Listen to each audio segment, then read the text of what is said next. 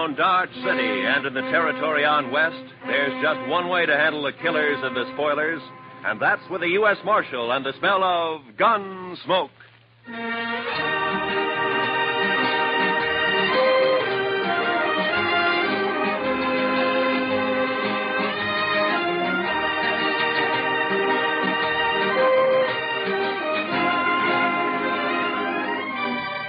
Gunsmoke, starring William Conrad.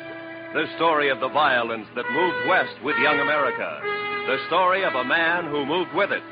Matt Dillon, United States Marshal.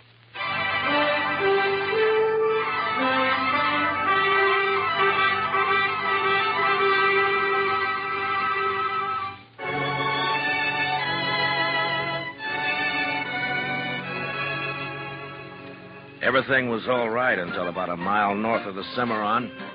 That's when my horse got a hoof caught in a frozen doghole and broke his leg. So I had to shoot him. It made me feel awful bad. I didn't feel any better thinking about the walk ahead of me.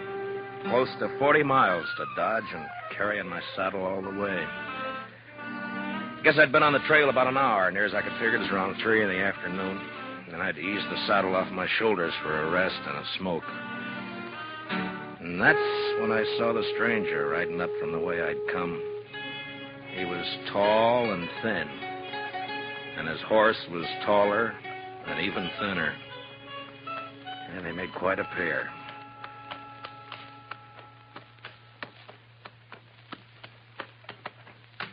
Hi. How are you? You lost? No.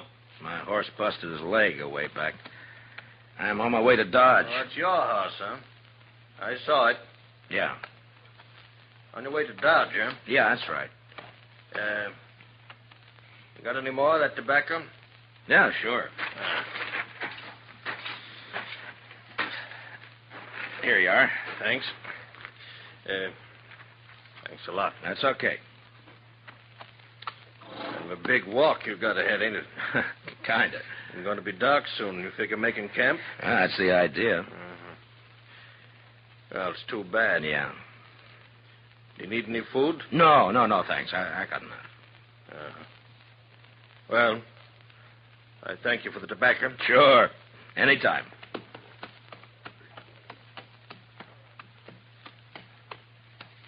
Hey. Yeah? Not saying this beast won't drop dead from the shot, but do you want to climb on behind? Save you a piece of boot leather for a while, anyway. Well, I'd be much obliged if you think that animal of yours can carry us. Well, she won't mind. Should have been dead a long time ago, except she don't know it. She don't mind. Well, okay. Thanks. Here, will you hold my saddle till I get up, huh? Yeah, give it here. Yeah. Can you manage the saddle? Yeah, give it. Yeah, I got it. Now, let's go.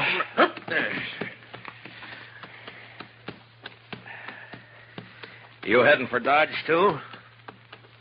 Not in particular. Just north. Uh-huh. This beast will do about 10 knots with the wind behind her, but we ain't going to get more than 5 with this load. You ain't in no hurry, are you? Well, I was kind of hoping to get back tonight. It's Christmas Eve, you know.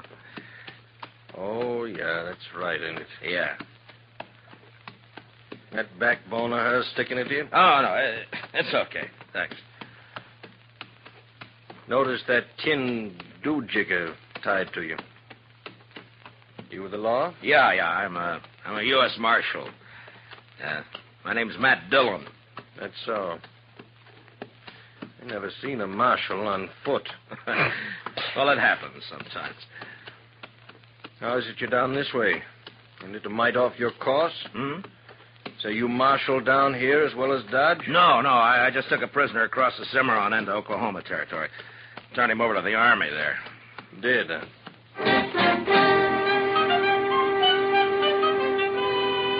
And then he shut up tight. We must have ridden a couple of miles without a word.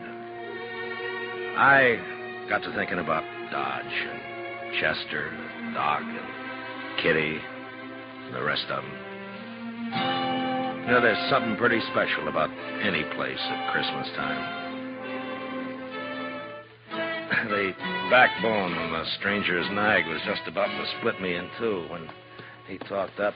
My name is Cowley. Oh? Amos Cowley. Better heave to a spell. She's breathing mighty hard. All right, hold up. Yes.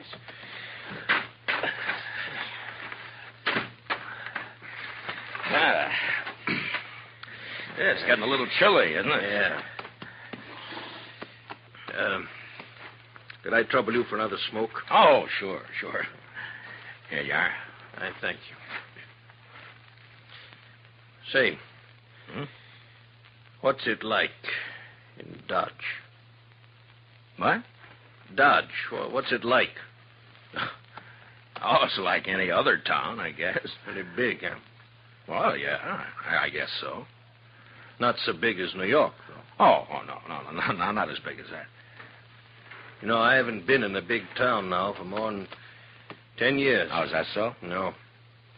Been down the territories, drifting. Thought I'd move up north this time. Maybe go back east. So you're from the east, huh? Some time back. Say, what's it like? What? Well, Dodge, any town. At Christmas. Same as it used to be? Well, I guess so. What do you do? Well, it's the same as most people, I guess. What most people do at Christmas. Well, that ain't saying a lot. What are the folks like? And what does it look like? I just kind of like to know. Well, I don't know. Well, there's Front Street. That's most of Dodge right now. Of course, it's getting bigger all the time. Do you have any kids? No, I'm not married. Yeah. Kids have fun Christmas. Yeah, they do. That's certain.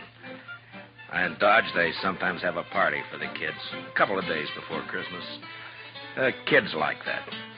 And then everybody gets feeling good, looking forward to Christmas Eve. Like last year.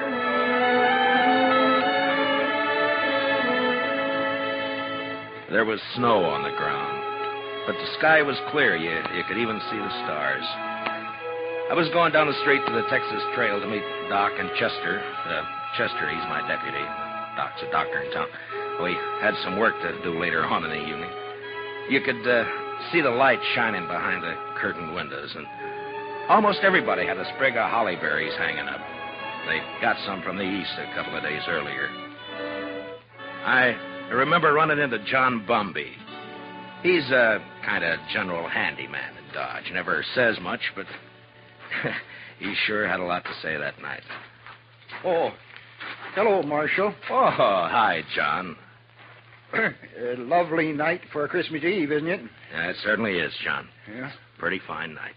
Peace on earth, goodwill to men. Mr. Dillon? Yeah, that's the way it should be, John. You know, Marshal, this is going to be quite a night for me. Yes, sir. Oh, is that so? Oh, yes, sir. Tonight, I'm asking Mrs. McNish to become Mrs. Bumby. What? Mm-hmm. What, John? I didn't know that. Oh, I know it's been a mighty fast secret, but I'm popping the question tonight. Well, I wish you a lot of luck, John. Hey, I'll tell you what. Come by to the Texas Trail later, and we'll have a drink on it. Oh, I will. I really will, Marshal. You're good and kind, Marshal. Good and kind. Merry Christmas, Marshal Dillon. Merry Christmas. Well, the same to you, John.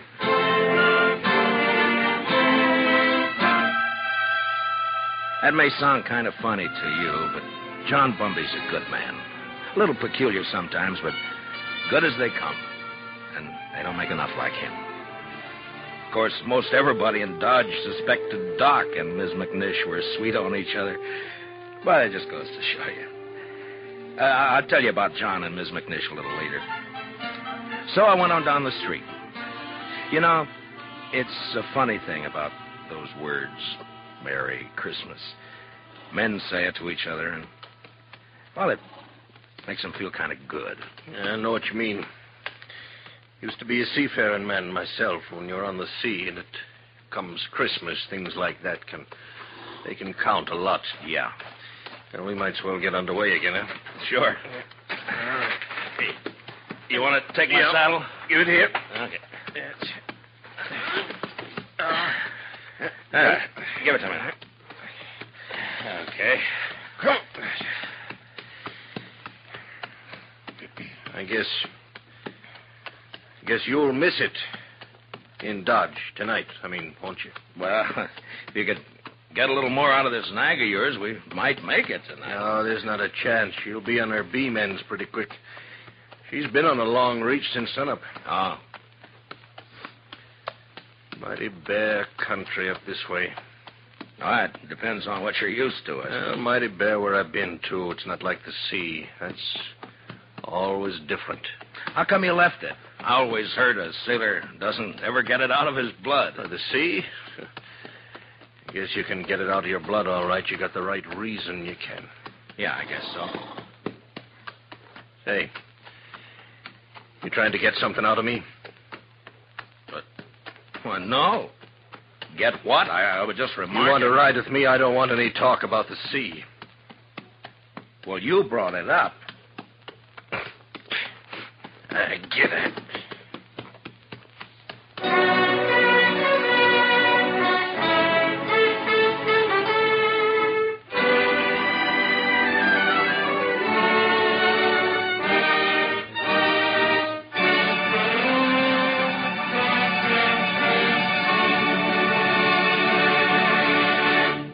We will return for the second act of Gunsmoke in just a moment. But first, tomorrow night, Jack Benny and his whole fun-making gang make a personal appearance at a Long Beach, California Veterans Hospital. It's going to be a Christmas they'll never forget, as Benny and the bunch cut loose while they assist the folks at the hospital in trimming their Christmas tree. Be sure to join the fun tomorrow night on CBS Radio, when it's Jack Benny time all across America. Now for the second act of Gunsmoke.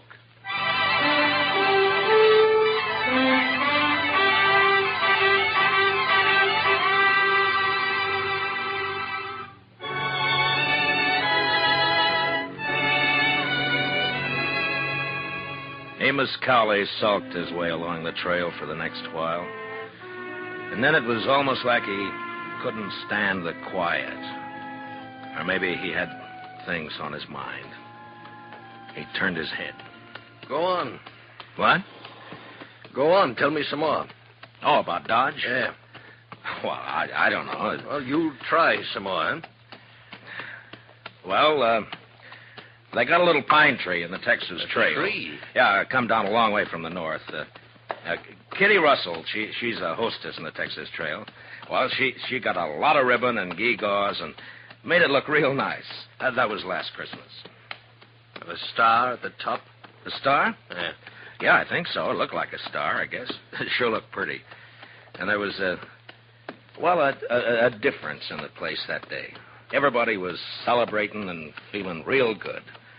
The doors would swing open and somebody would come in and, maybe somebody you just knew to nod at, but because it was Christmas Eve, he'd come right up and say, hello.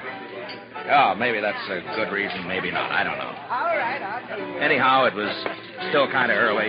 Just wait till you... Kitty and Chester were standing off looking at the tree. Hi, Matt. Good evening, Mr. Dillon. Hi, Kitty. Chester. How do you like it, Matt?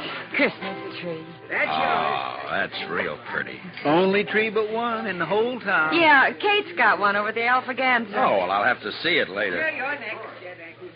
Where's Sam? I don't know. Maybe he started celebrating too soon. Oh. Doc's taking over the bar. Yeah, that's right. You want a drink, Kitty? Sure.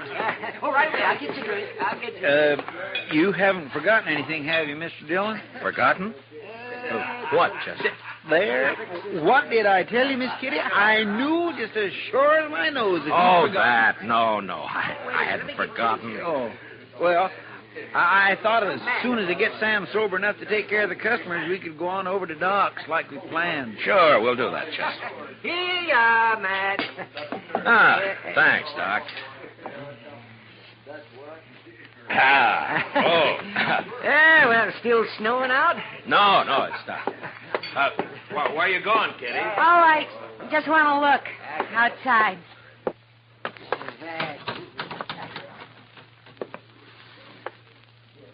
Ah, pretty.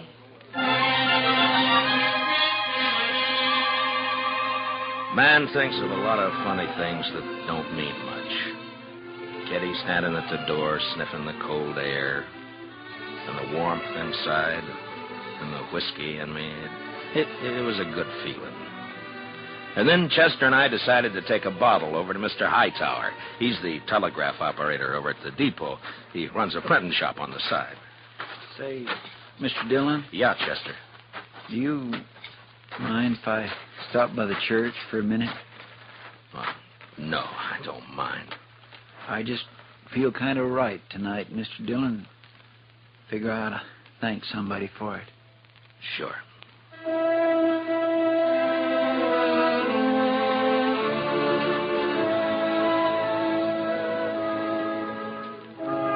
So we stopped by the church. I've never been much of a man for church, I guess, but I went along with Chester. Wasn't anybody else there, just the two of us. Guess we sat for 10 minutes in that place. Chester a little way off with his head bowed. You know, there's a lot of peace in a church. Maybe it's the quiet. Maybe it's the good that people find in there. Whatever it was, it made a man feel glad about pretty much everything. I haven't been in a church since I don't know when. Oh, is that so? Heave to. Well, she's becalmed again, mister. Okay.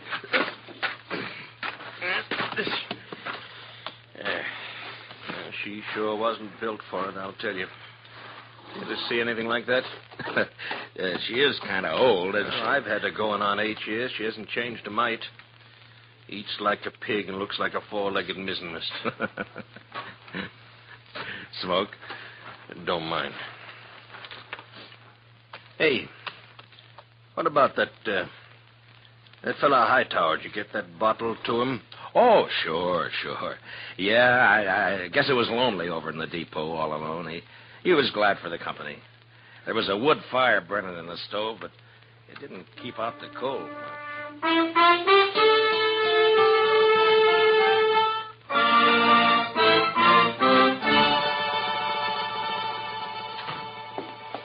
Well, how are you, gents? Merry Christmas. Well, how's it going, Mr. Hightower? Oh, slow, Marshal, slow. Bit of excitement about an hour back, though. That so? Yeah, 9:15 got stuck between here and Hutchinson. Lots of snow back there. They getting her out? Sure, they're trying, but I'm sure glad I'm not on it. It's going to be a cold night on that train. Well, it's kind of chilly in here, isn't it, Mr. Hightower? Any warmer, and I'm going to sleep. Well, say, we brought you over a bottle of Irish for company. Jameson's. Well, I declare I was just thinking about a tot before you boys come in. Now, that's real friendly. Will you have a drink with me? We sure will. Let's open her up, huh? A couple of glasses up on the shelf there, Chester. Get them down, will you?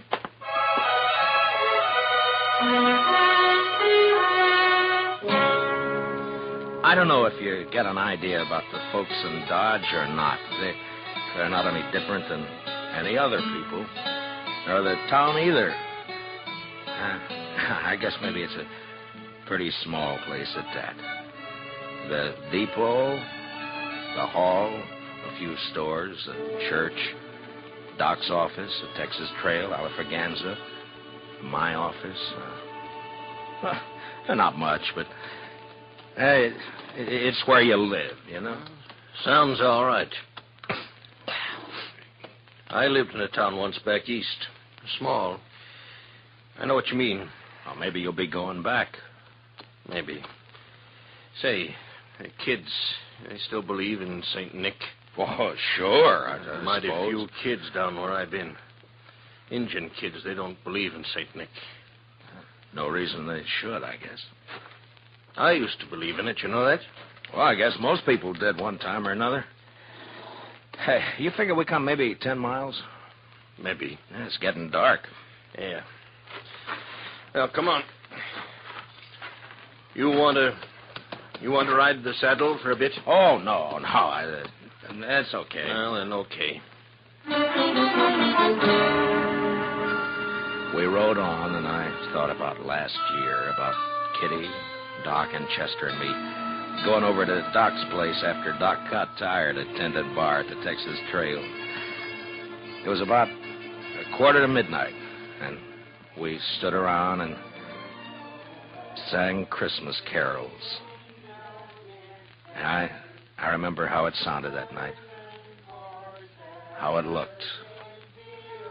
The glow in the stove in the middle of the room, and frosty windows.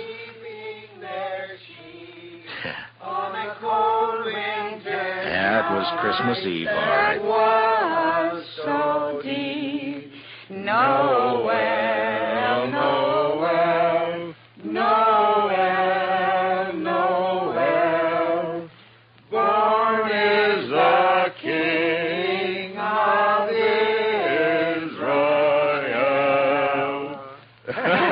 Say, that was fine. That was just fine. Yes, it was. Oh, gee. Say, now, what do you say if we... Listen. Huh?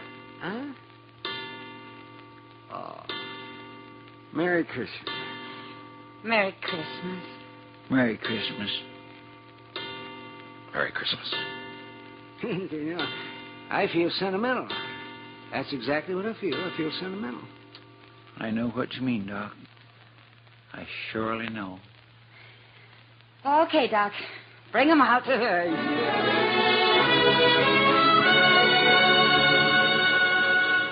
And I remember how Doc scuttled over to the bureau and brought out some packages. The presents weren't much, but it didn't matter what they were. And when we'd finished opening them, it was Chester who said what we were all thinking. I just want to say, Miss Kitty, Doc, you, Mr. Dillon, I just want to say that this is the best doggone Christmas I ever had. And that's what I want to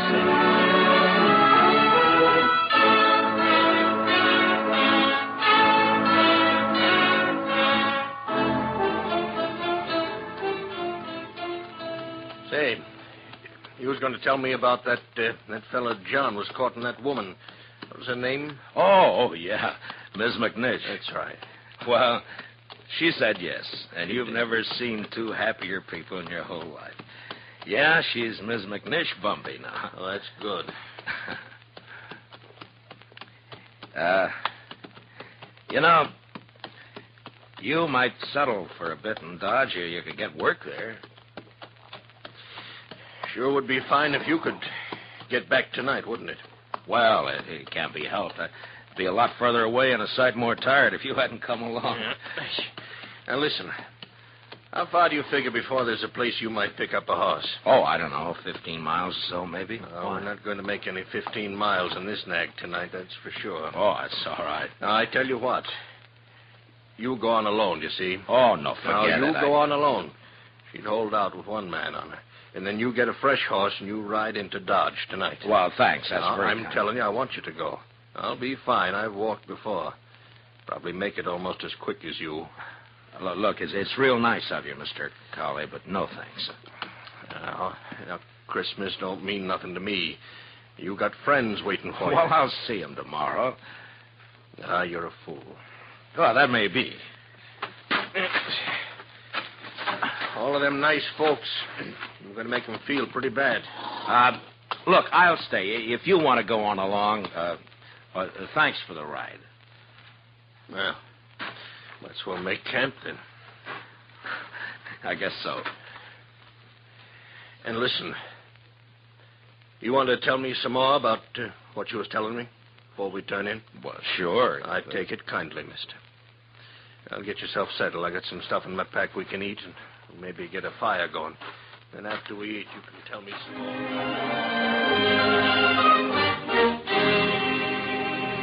We made a fire and then shared what we had for supper. He seemed to soften up after that, and we talked for a couple or 3 hours. It was like he was starved for news of people, everyday things, and just plain company. And that's how we spent Christmas Eve together out on the plain. And then when the fire was dying down and I was about ready for sleep, he said, Marshal, Yeah? I want to tell you something. I've been needing to tell it for a long time. Do you mind? Well, of course I don't mind. Well, then I'll tell you. A few years ago, I was skipper of a little schooner. I used to sail up and down the East Coast, Boston, New York. Yeah.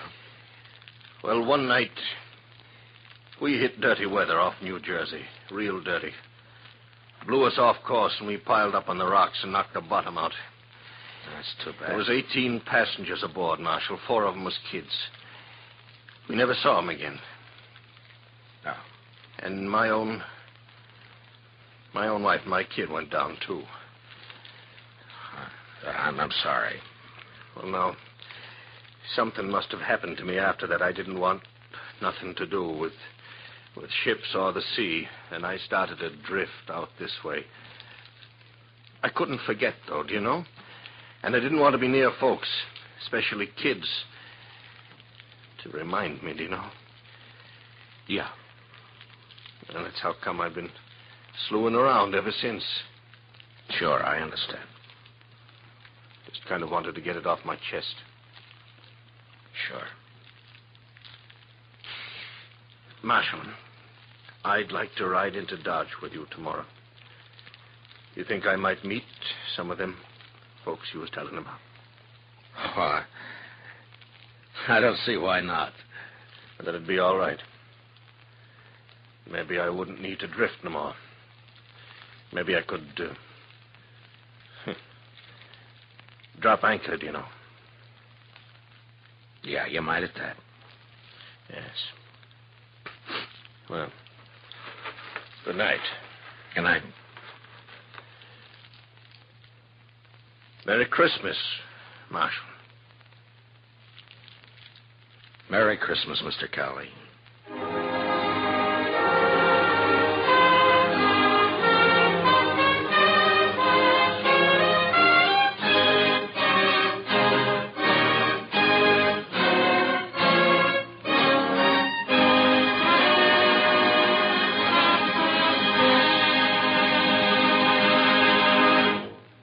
Gunsmoke, under the direction of Norman MacDonald, stars William Conrad as Matt Dillon, U.S. Marshal.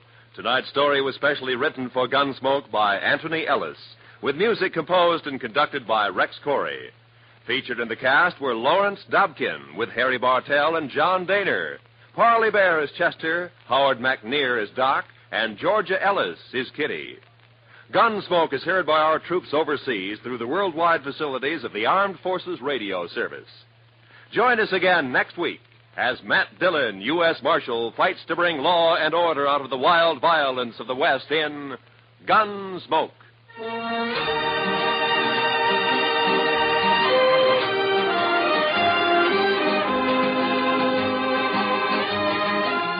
Tomorrow night, Edgar Bergen's real-life daughter, Candy, pays him and you a visit on The Edgar Bergen Show with Charlie McCarthy. Candy and Charlie hit it off fine, but Edgar has cause to regret his hasty decision to invite his 6-year-old daughter into the show, especially when she starts throwing her voice. Sounds like fun tomorrow night on most of these same stations when CBS Radio presents The Edgar Bergen Show with Charlie McCarthy.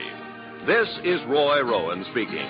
And remember, Eve Arden as our Miss Brooks teaches you how to laugh every Sunday on the CBS Radio Network.